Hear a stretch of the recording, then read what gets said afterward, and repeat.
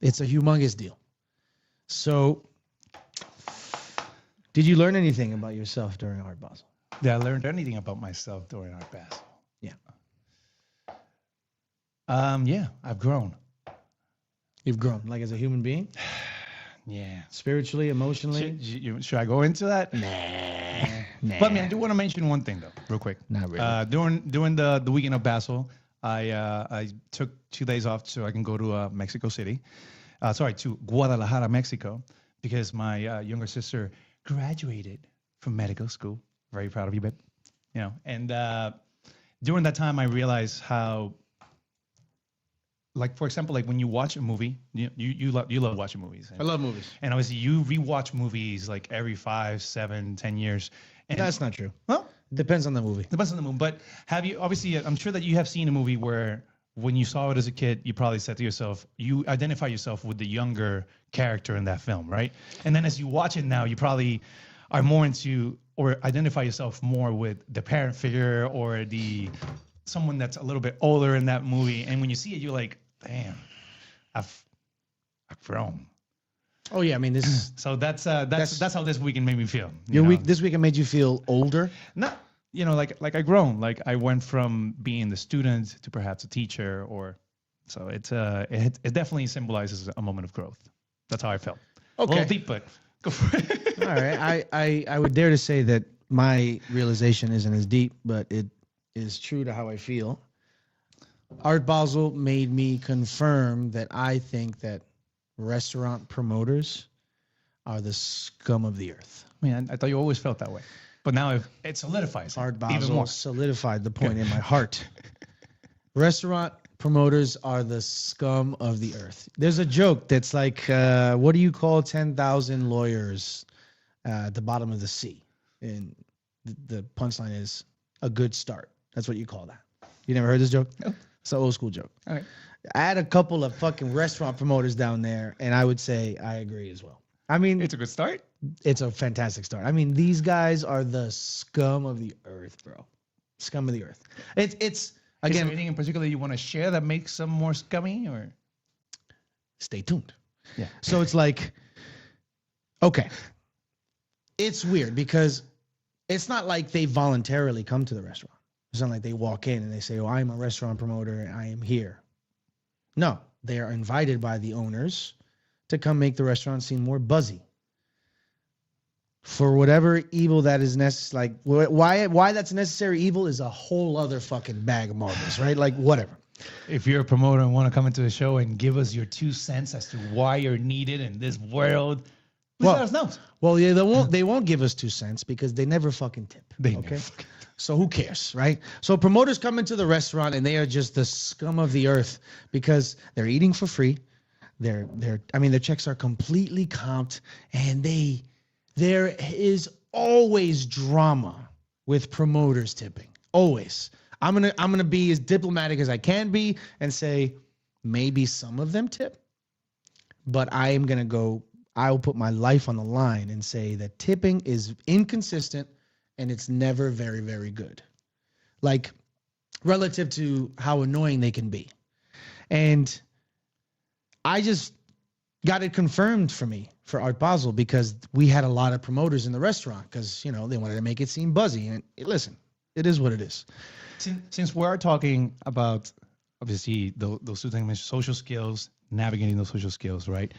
What would be the proper etiquette for a promoter to come into a restaurant, enjoy the dinner, and properly tip? Be a fucking grown up and tip. Identify who your server is right away. Say, listen, here's a little something for you. Thank you so much. It could be something that's appropriate, but just that principle would make promoters much more tolerable. Okay?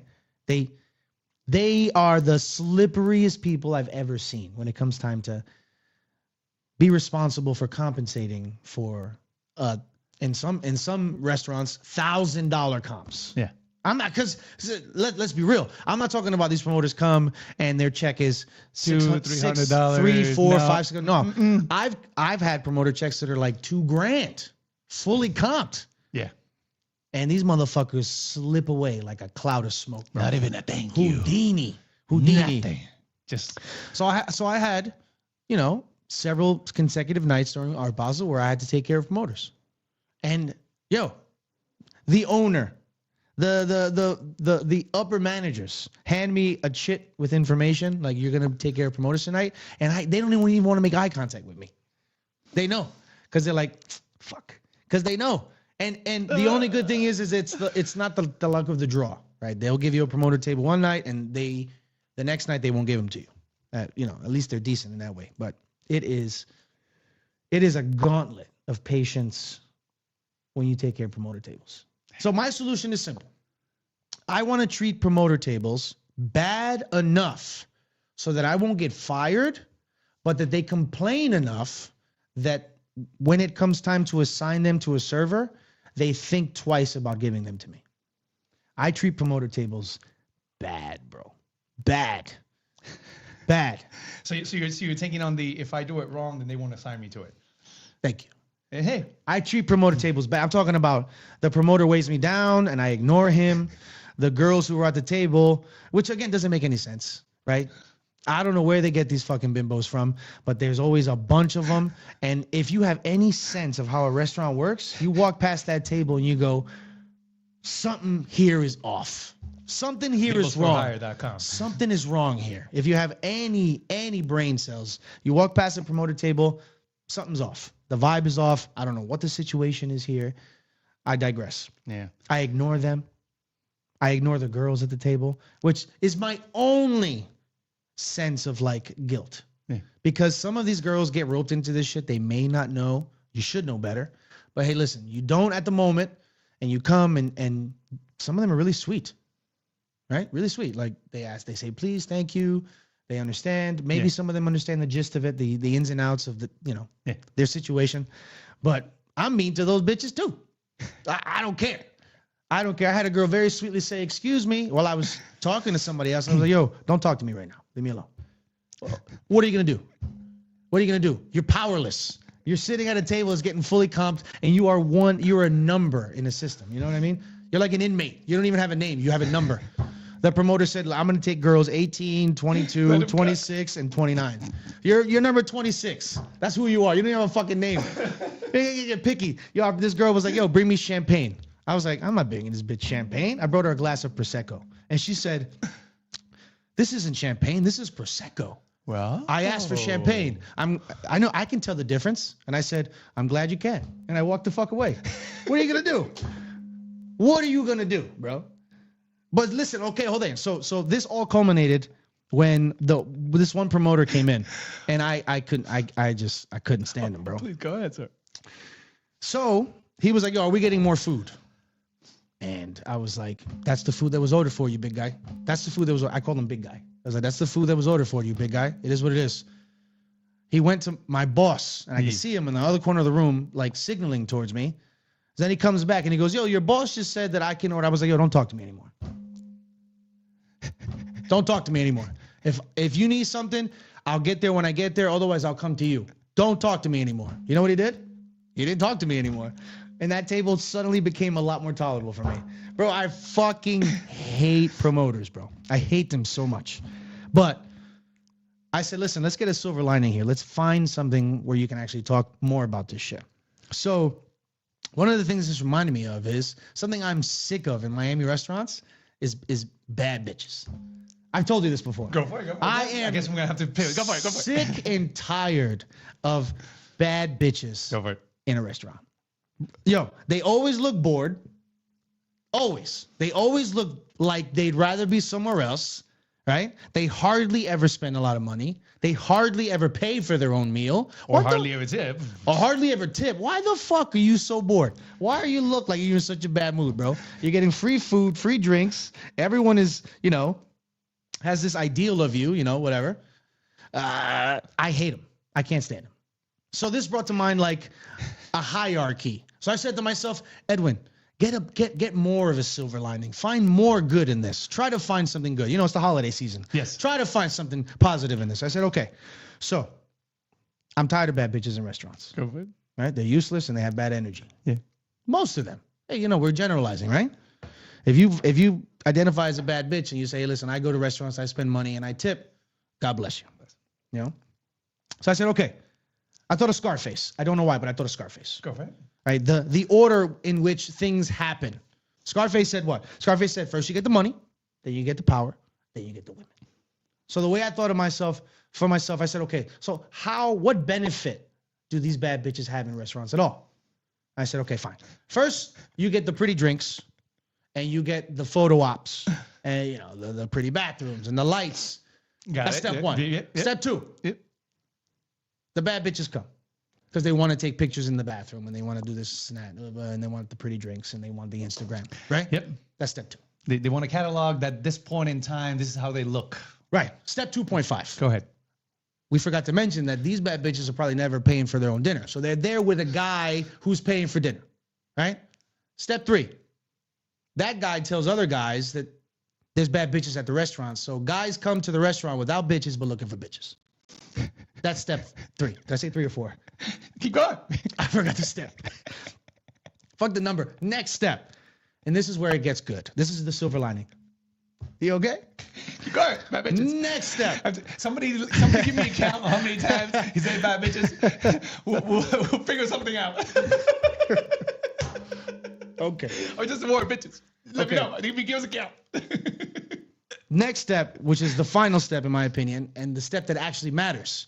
Because word got around that there's stuff happening at this restaurant, then guys men and women, groups come to the restaurant and realize, this restaurant is actually fun. The food is good. The service is good. And those are the people who have great dinners and tip well. So we had to go through a lot of filtering where the bad bitch actually matters at the end. Right. This is just my theory. Just for aesthetics. This is just my theory. I doubt that restaurant owners are actually thinking this ahead of time. They're thinking probably more like immediate satisfaction. Let's make our restaurant look busy.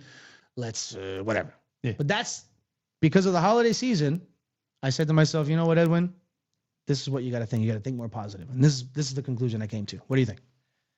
I love it. Mm-hmm. And actually, I want to dive a little bit deeper into that by bringing a topic. I'm going to skip a topic. Get in and I want to talk about the other day. My lady and I went to a restaurant. And my lady and I went to a restaurant, and 2 tables next to us, an empty table, and then the guest. Mm-hmm. This guest was finishing up their appetizer. Mm. We put our order in, and our appetizer came in, because obviously that's how it works, before the main course of this person and his lady came out. Wait. Start over. Okay? Start over. I'm sitting with my lady.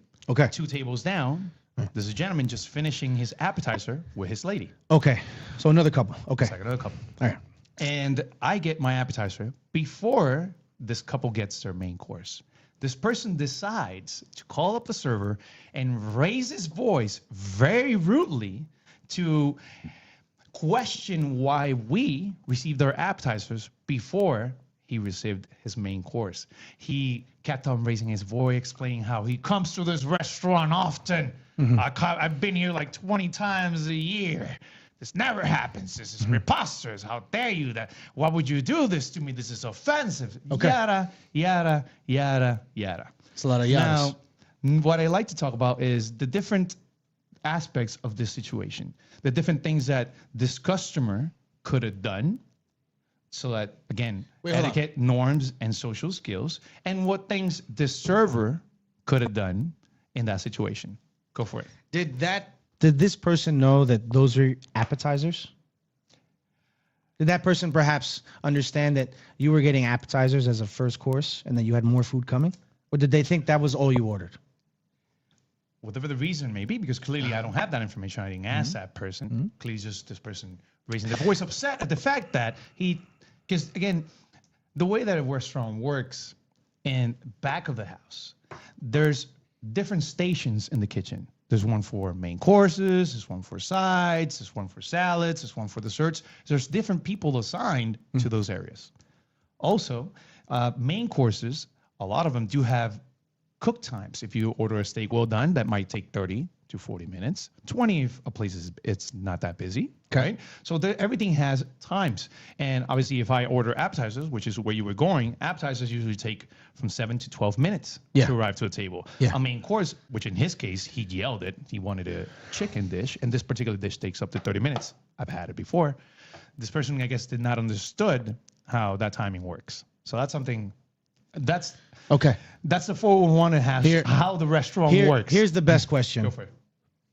Did you and this person have the same server? Yes. Then your server sucked. Go for it. And your server was a pussy.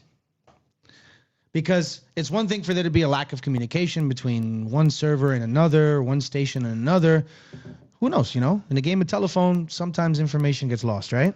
But if you have the same server, and that server is intimately aware of the process or steps or food experience that's happening at both tables in question, Yeah.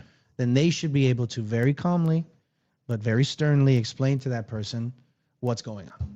So your server was not good. Very well. That's the point that I like to bring. Yeah. The many things that a server can or should not perhaps do in that situation. Because let's give it to extremes, shall we? Go ahead. You have a guest. I have a guest. He starts raising his voice at you. That's the end of the story. Exactly. What did you do right there? What do I do right there? Yeah, what did you do right I there? say, lower your voice. Yeah. First of all, lower your voice. Because it's all about, it's just, look, I'll give you an example, right? Go for it. Well, I'll give you information that I forgot to give you. That thing I said about the promoter. Yeah. How I basically disrespected him. All right, say bad I bitches did one more time. that after, huh? Say bad bitches one more time. Bad bitches. Go ahead. Before saying that to that promoter, I vetted him. I asked my manager, who is this guy? Is he important? Whatever. Because, you insult somebody and they don't insult you back necessarily, but they might try to harm you professionally by saying, this person, blah, blah, blah. And I know some people who've gotten fired that way. Yeah. So I vetted that promoter before I did what I did. Once I heard everything I needed to hear in my mind, that green light turned on. I was like, okay, I know who this person is, where they stand. So I knew what severity I could treat them with. Yeah. So in that situation, it's like, if you disrespect me by raising your voice at me, then at that point, it doesn't matter who you are. Then at that point, you gave me the green light to give you equal force. Yeah. Like, it's a deal breaker. Deal breaker. Yeah. I dare a company to fire somebody in this right to work state. I dare a company to fire you for defending yourself when you're getting verbally assaulted by somebody. Got it. I dare them to do it. It's not going to happen.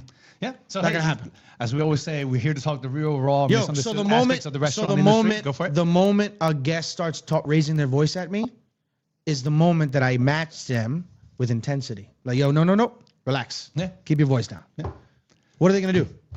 Be insulted by my right to defend myself? Correct. Get out of here. Now, obviously, I want to share some different sides of the spectrum, right? Something that's a little bit more extreme, more moderate, and more passive, right?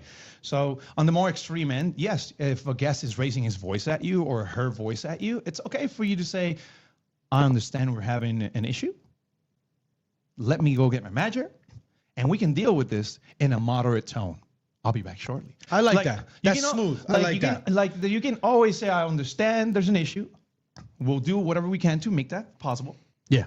And a moderate tone, because and give them a moment. If you want to be harsh, just say, you don't even have to say anything. But someone starts raising their voice, and you can be like, I'll be back shortly. And then come back with someone else. The key to something very aggressive, the easiest way to get out of anything is bring a second person into the mix, especially if it's a manager. Especially if you're getting verbally assaulted by a man, and then when you bring the manager back, you and the manager could jump that motherfucker. Yeah. But let's be a little bit more realistic, right? What happens? Let's say that I'm serving your table. What are we talking about here? As I've been coming back and forth to your table, talking about you, gaining rapport, talking about many things, food-wise, not food-wise, etc. Yeah. You do have this sort of what's been happening between you and I. So obviously, if something bad happens and you feel that confidence to raise your voice at me when I bring another person with me, especially a manager, someone of power who doesn't know the situation. Now this guest is going to have to, again, explain the situation to this manager. And is this person going to do it being upset to calming down, or is it going to be calmed down to upset? That is why always bringing a second person, especially someone with authority, like a supervisor or a manager, will diffuse that situation immediately. And that's why they're there as well. It's their job. So that's on the extreme side. I diffuse that situation myself, bro. Now, of course, the point to this conversation is that you can. No one's gonna fire you because of that. Obviously, don't punch a guest. Like, don't ever do that. Well, but do that. On the mid ground, of course, you can listen to the guest and say, I apologize for the inconvenience, and explain the situation if you feel like it. However, depending on how upset that guest might be, that might be something that you definitely don't even want to try.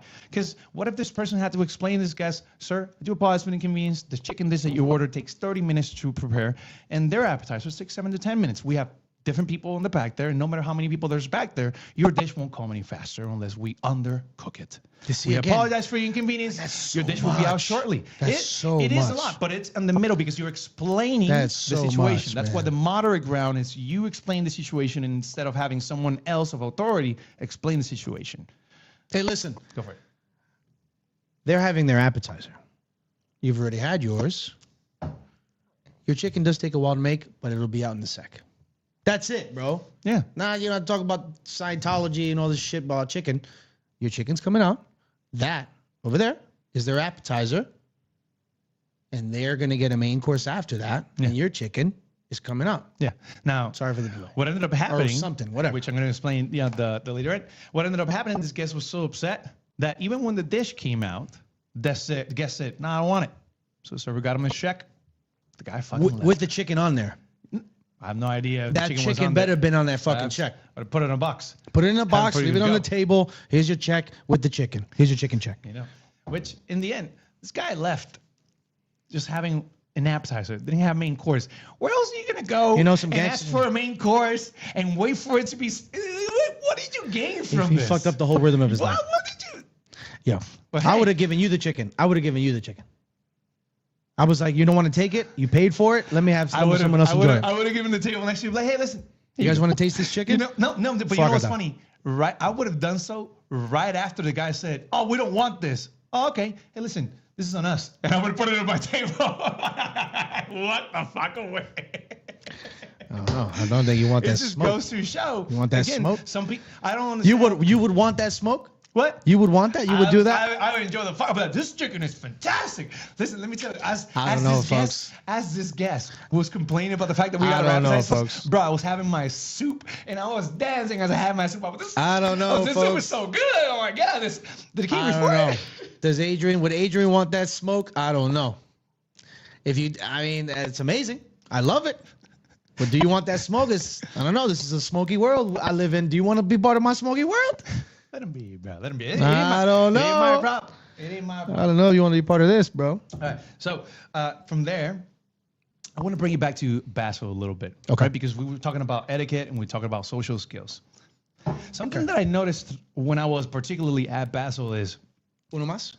Don't they have art where you're from?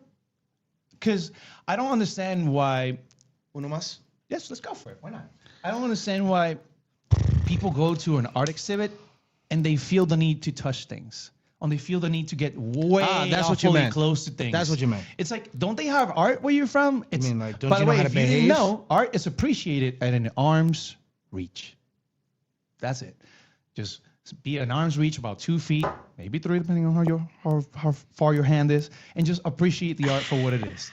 And in fact, if you want to get that cool photograph with you focus in the back, a little bit blurry, lots of colors, you definitely want to do that from 6 feet away so that your camera lens can actually capture that focus effect. Where'd you get these numbers from? Oh, I'm actually a photographer, so, I know that shit. Yeah. So, now you know.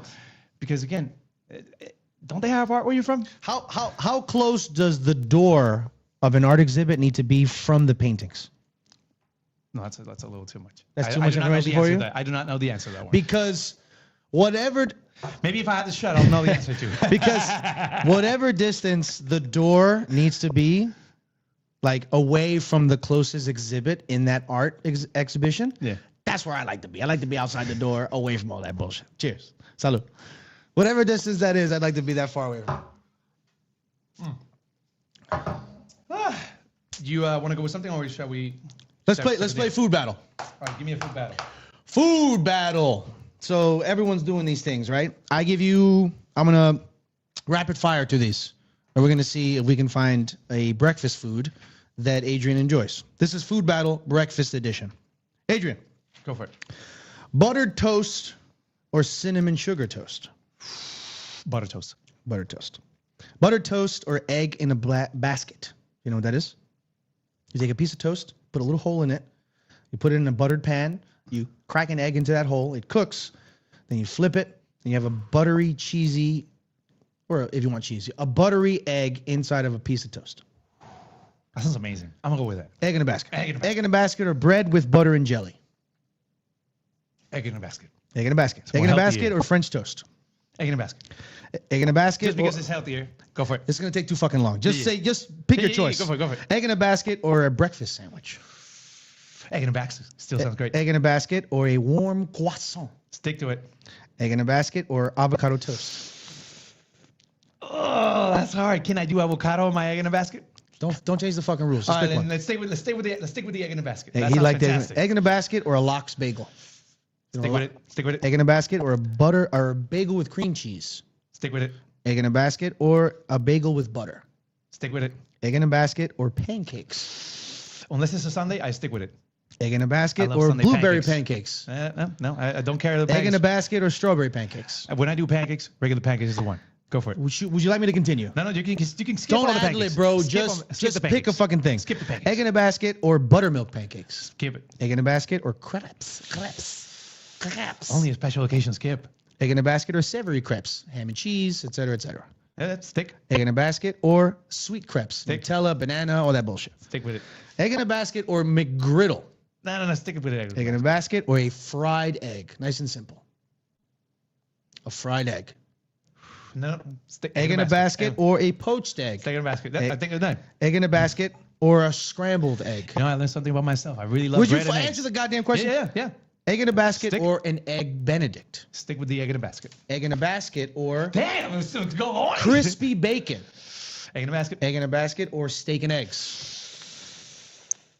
For breakfast, egg in a basket. Egg in a basket or Canadian bacon. Fuck. Egg in a basket. Egg in a basket or sausage links. Stick with egg in a basket. Egg in a basket or home fries. Stick with it. Egg in a basket or hash browns. Stick with it. Egg in a basket or latkes. Stick with it. L'chaim, my brother. Egg in a basket or roasted potatoes.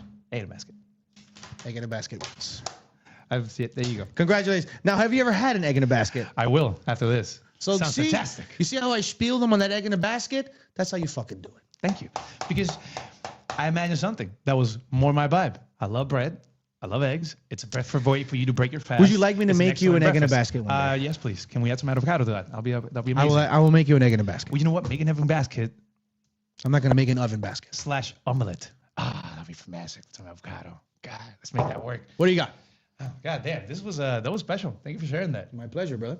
Now, I want to talk about another social etiquette that is usually discussed in many different ways, but we want to talk about it from the fine dining, high caliber restaurant etiquette. And that is paying the bill. Ooh. And paying the bill, I mean paying the bill in groups.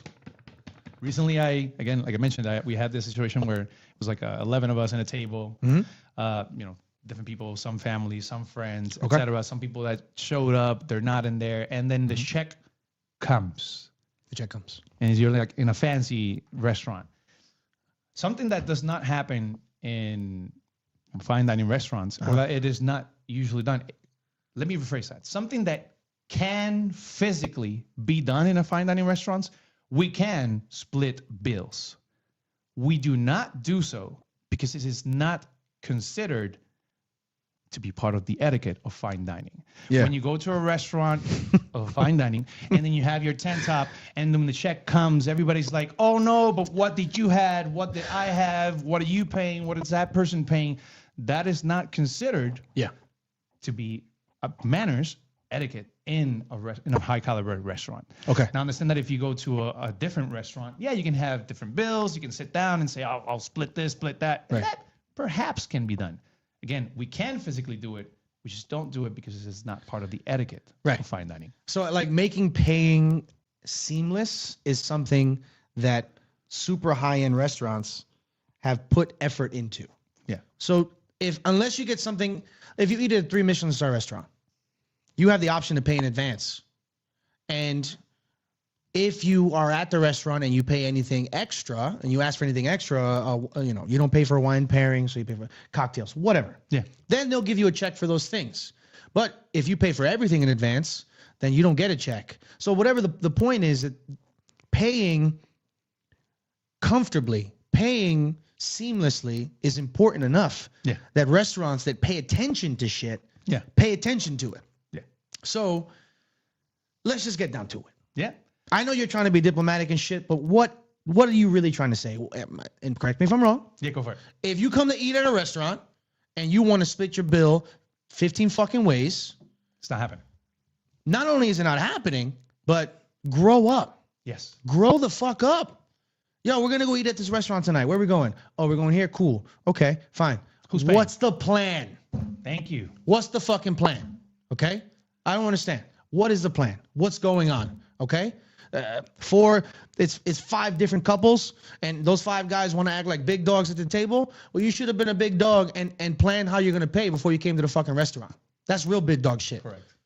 Seamless. Yep. Okay, everyone's selling this person. Whatever. Figure it out. Yeah. You want to talk about this? Yeah. I mean, that's another thing that this person Edwin got this note from the table. Go for it. Talk about This is real. This is from a real guest, written by a real human being. It was not AI. Okay? This person discreetly called me over and we're like, yo, take this. I was like, that's weird, right? She's married. What did she say to me? Hello. Everyone is responsible for their own bill, underlined twice. It is my graduation celebration, and I will not be covering the table. Thanks. Name omitted, obviously. Thank you. You know, it's a real thing. Edwin doesn't write like that. You know what I mean? Somebody actually wrote on a fucking index card and gave me this information. Well, ask me, what did you do? I gave them the spiel. We don't split checks. I can't do it. We take up to. Hold on. Have you ever made anything up when you say that? I'm sure I have. I do it all the time. I'm sure I have. You can use this one. Feel free to use this one. Please go for it. Throw If it was up to me, yeah, I don't care. I don't make the rules. But our accountants have told us that they don't want split bills because there's a discrepancy when we file for taxes. I'm sorry, it's out of my control. You can use that one if you like. Hey, feel free to use that whenever you like. You know? I've never met a person that goes, nah, fuck that. I don't trust your accountants. Hey, you took it to a clerical place. That's what I say. Or I say that if they're nice. Yeah. Because in my head, I'm like, yo, if you're cool, you're our guest, sometimes you deserve an explanation. Even though sometimes people don't like explanations. But I tell people all the time, yo, you're our guest, you deserve an explanation. And I'll tell them something like that. Yeah. Or if you've been dicks, I'll go out to you and be like, we can't do that. I take 4 cards max. And then sometimes people will be like, okay, so that I can tell you what I had and you'll charge me. No. That's what I tell them another lie. I tell them another lie. I say, listen, legally, I can't leave your table assuming what to charge you because we've had issues in the past. So I'll charge you as specifically as you want on 4 different cards, but you have to tell me what you want me to charge you. And my experience has told me that sometimes in situations I'll be like, would you like a pen? And sometimes people are like, yes, we'll take the pen. And then they'll do fucking A Beautiful Mind and they'll solve shit on a fucking thing and which again in a upscale dining or fine dining establishment, tacky as that fuck. is frowned upon. It is not the etiquette. It is not the custom. It's not the norm. Somebody here said some restaurants are club dining not fine. Deal with the possibilities of multiple payments. Know your audience. That is the whole point, sir. Know your audience and know where you're getting into. I remember what kind of place you're going to. Exactly. I remember once a long time ago I went to an orchestra. And I went and I put on the 1 pair of pants that I had, and everybody was there with like wearing jeans and like being like underdressed. It's like, know where you're going. Not only where you're going requires you to dress a certain way, but also requires you to act a certain way. And when you go to these fine dining establishments and you ask for different bills, you are bringing in custom that is not an etiquette in this kind of establishment. Now, there are 3 different ways that you can solve the situation: before, during, and after, both on the guest side and also on the server side. On the guest side, yes, like you said, how are we going to deal with this, right? Are we boys going to pay? Are you going to pay? Who's going to be dealing with this, right? Yeah. Et cetera. That's something that we deal. During the ordering, somebody can say, hey, we're going to be doing one bill, or who's going to be taking care of the bill today, or how are we going to be splitting that? Or you know what? That's a good way for you to signal, hey, what are we doing Or you know before what? we start ordering, right? In the world of annoying, and in the world of offensive, and in the world of bad etiquette, this, as a precursor to your dinner, is appreciated. Yes. Right? This is the smartest kid in the special ed class. This right here. Yes. But you are still the smartest kid in the special ed class. Correct. Right? You're still on the short bus. You still wear a helmet. Yeah. But you're one of the cooler kids. But it was nice. Because at the very least, then I can tell you sooner than later to prepare you for what you thought was going to happen and what actually is going to happen. Correct. So you can at least prepare your table for the inevitable. Exactly. Yo, this is how it's going to work. Let's start figuring this shit out. Yeah. So I appreciate this. Again, this is holiday ed. This is silver lining ed. Right? Oh, because you're letting us know beforehand who you are. This is like this. This is my silver linings playbook right here. And you're letting us know that you don't know where you're at. This right here. You think you know where you're at, but you don't know where you're at. So at the very least, best case scenario, pay like grown-ups. Worst case scenario, bring it up early so that you can be told early what the reality is so you can prepare for that inevitability, right? The after version of it is, of course, the check comes, everybody starts qualifying. Somebody just says, hey, listen, just put it here.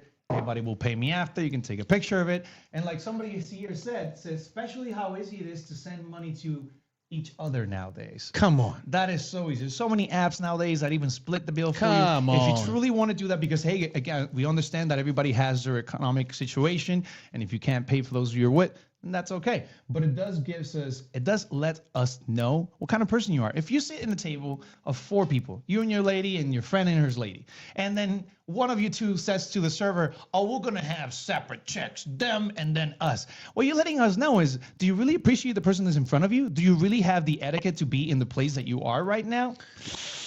You're letting us know who you are. So the service that you're going to get is also kind of like...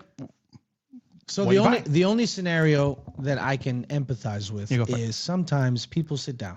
Yeah. And there's 6 of them. Yeah. And then all of a sudden 4 people will show up. Yeah. And that original host of the table won't necessarily know those 4 people. They'll just come because they know one of his friends. Correct. I get it. But there is a social contract that happens when you sit down at a restaurant table together. Because if you're so uncomfortable with being financially or even socially responsible for these 4 joiners, then it's a situation where you're like, yo, listen, they need a separate table, or they can't get a separate table, well, then have a good night. Exactly. Like, as soon as they sit down with you, they're part of your group.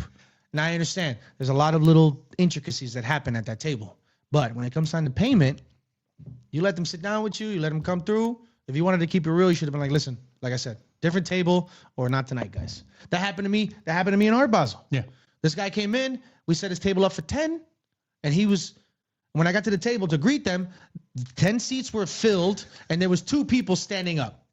And the guy was like, yo, we need 2 extra chairs.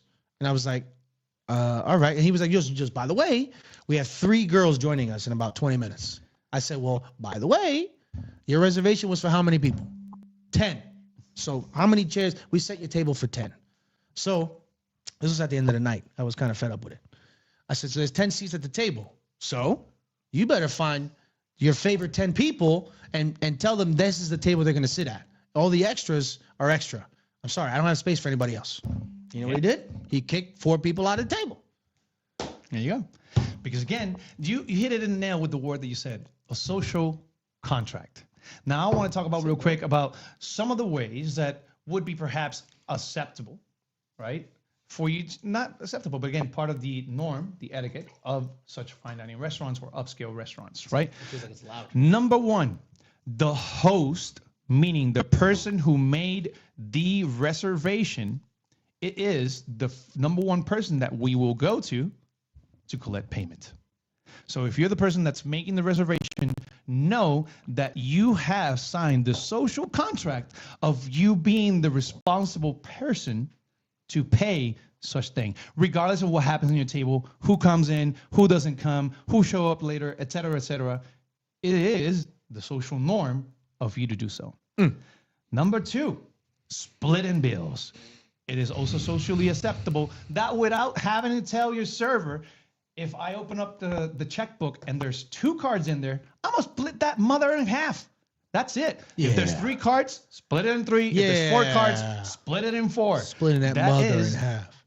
Again, the norm, because it is something that it is unsaid. It is simply just done. It flows. That's how it is. You want to discuss who paid you this, who paid you that, do that outside.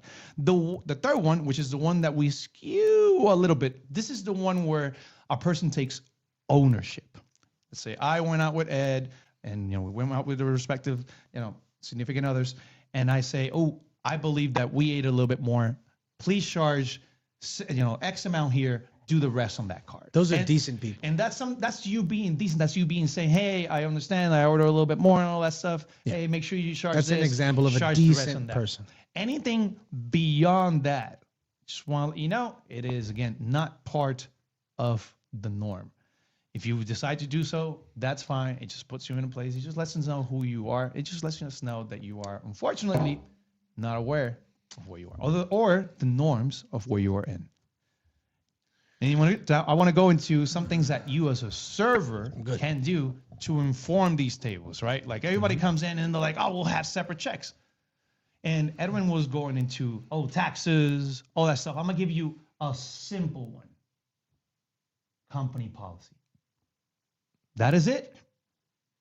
Nothing else you have to say. Oh, we're going to have to do splitting bills. We only drop 1 check.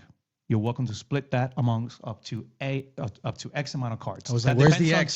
There's an X coming here. That depends on your restaurant. Some managers will say we'll do up to 4 cards. Some managers will say we'll do up to 5, 6, 2, 3. That's up to your restaurant to decide that. So again, you go to your guest and you say we only do 1 bill. Yeah. You're welcome to give us up to X amount of cards, and you can always say we'll do X amount here and then the rest on these cards. That is always that is the very last visage. I have to admit something. Go for it. That version is way better than my version. Yeah.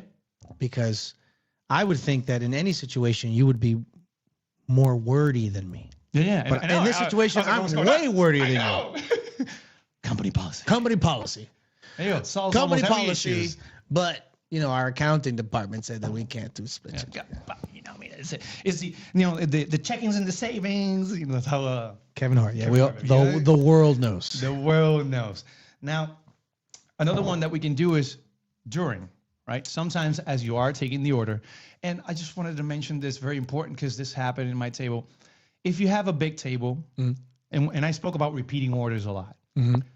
Don't take the full order of a 10 or 12 top where there's somebody sitting here and there's somebody sitting about 6 feet away from you, and then go on repeating at the end everybody's order. That is the dumbest thing you can do as a server. Right. So if you do that, then you can't send an extra lobster mac and cheese for your boy in the back. That's it. You can't send an extra lamb or an extra filet. Because they don't know what the fuck they order, so you got to send a little extra something. So the point I wanted to make is... No? Find the host. No, he doesn't agree. And then you start to that person's left. Or you start with your seat 1, which obviously everybody that knows that. And then you're going to keep going around. You finish, or as you are taking the order, someone's like, oh, hey, I'm going to start with the crab cake, and then I'm going to do the filet. Or like, all right, you can start with the crab cake and the filet. How you want that filet cooked? So as you go, you are repeating this guest order, and then when you move to the next guest, you do the same, and when you move to the next guest, you do the same. This way you make sure that everything comes out. I got a question. Go for it. Have you, upon taking care of a big party, ever sent anything for yourself? No. I'm too good for that. Missed opportunity. Missed opportunity. So you were raising your hand all this time? Jesus Christ. I mean, a little something, a mac and cheese. Not like a main course, but an extra side, a salad. Perfect. And another thing very important that needs to happen in big tables, I want to make sure that you understand that. You as a server have the opportunity to uphold certain guidelines in a restaurant and do so that their experience is better. If you have a big top, make sure you get a full order for the big top. If you start with appetizers and then you decide to get main courses and somebody's ordering rare, somebody's ordering well done, somebody's ordering something that takes 30 minutes like that chicken, it's chaos. So just make sure to tell your table, we kindly ask for a complete food order for parties of 6 or more. When you're ready, I'll be back to answer any questions. Before I forget, I want to give a shout out to somebody. Go for it. I want to give a shout out to my boy, Jimmy Crab Legs, a.k.a. Jimmy Bonds. You know who you are. Look at this. Adrian less wordy than Ed. I know. Hey, the day had to come. Every dog has his day, guys. So another thing, as you are going and taking the order, somebody said to me, I'll by the way, we're doing like individual. And I said to him, we only do one bill. Yeah. Up to 4 cards. And you know what this guy said?